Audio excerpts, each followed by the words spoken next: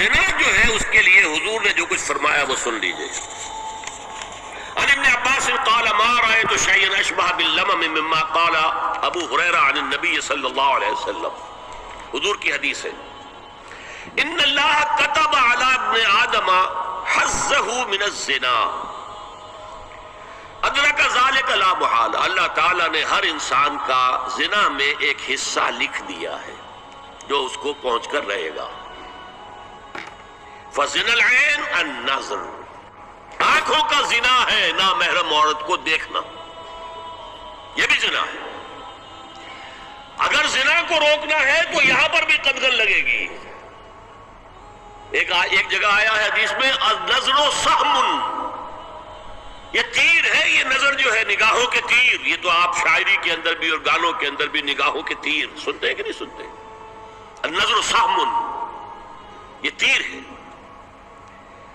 وزن اللسان النطق یا منطق، زبان کا زنا ہے کسی عورت سے گفتگو کر کے چٹخارے لینا. عورت کی آواز میں بھی ایک لوچ ہے، حسن ہے. اللہ تعالیٰ نے اسے سراپا ایسا بنایا ہے کہ مرد کے لیے اس کی ہر شے کے اندر اٹریکشن ہے، اس کی آواز میں اٹریکشن ہے. والنفس تمنا و تشتہی، اور باقی رہ گیا نفس، وہ تمنا کرتا ہے کہ اب میں اس سے آگے بھی بڑھوں اور زنا بھی کر لوں. والفرد یصدق ذلک کلہ اور یکذب، لیکن یہ ہو بھی سکتا ہے نہیں بھی ہوتا، لیکن یہ زنا تو کر چکا نا. کان کا زنا اس نے کر لیا، آنکھ کا زنا اس نے کر لیا، زبان کا زنا اس نے کر لیا. ایک کو زنا کی تعریف میں لائے. ایک اور روایت ہے جو مسلم میں ہے، کان ابی ہریرہ کتب علی ابن آدم نصیبہ من الزنا مدرک ذلک لا محالہ فالعینان زناہما النظر والاذنان زناہما الاستماع واللسان زناہما الکلام والید زناہا البطش والرجز زناہا الخطا والقلب یہوی وتمنا.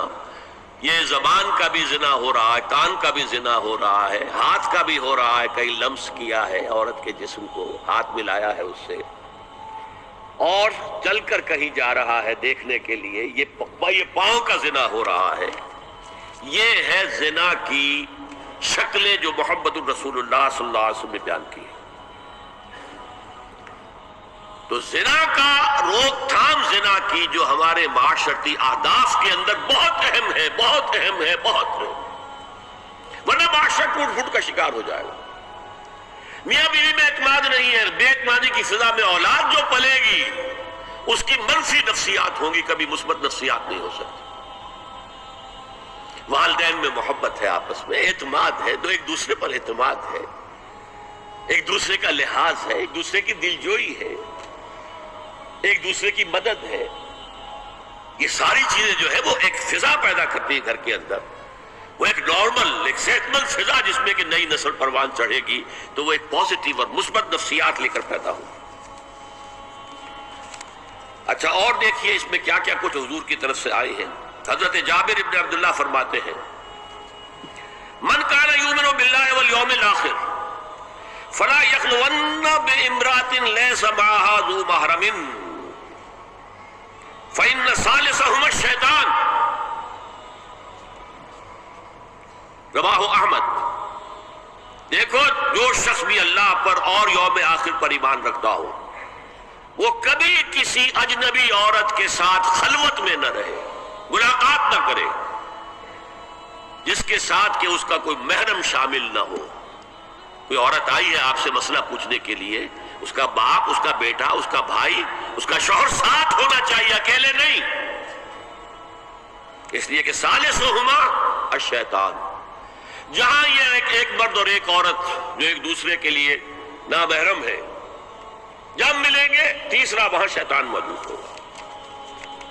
اسی طرح حضرت ابن عباس کی روایت ہے لا یخلون رجل بامرأۃ الا ومعها ذو محرم ولا تسافر المرأة الا مع ذی محرم. کوئی مرد کسی عورت کے ساتھ خلوت میں نہ ہو، اکیلے نہ ہو، مگر یہ کہ اس عورت کے ساتھ اس کا محرم موجود ہو. اور کوئی عورت سفر نہ کرے جب تک کہ اس کے ساتھ محرم موجود نہ ہو.